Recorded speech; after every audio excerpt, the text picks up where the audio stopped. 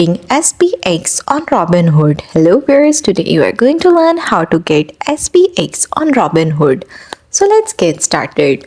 Step number 1, enable options trading. Open the Robinhood application or their website and go to account settings and check your application option trading status. If not enabled, submit an option trading application. You will need to provide information about your trading experience and financial background. After that, search for S&P option in the application or website. Type SPX in the search bar to check availability. Robinhood primarily supports stock and ETF options, not cash settle S&P SPX index option.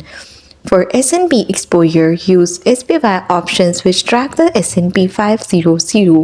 SPY options are American style and settled in share, making them accessible to retail investors.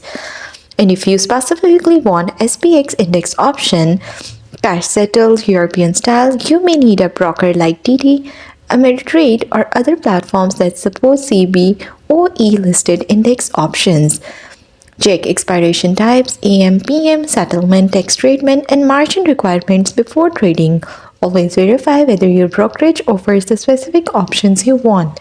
And that's all. That's how you will be able to get answer that if you get SPX on Robinhood or not.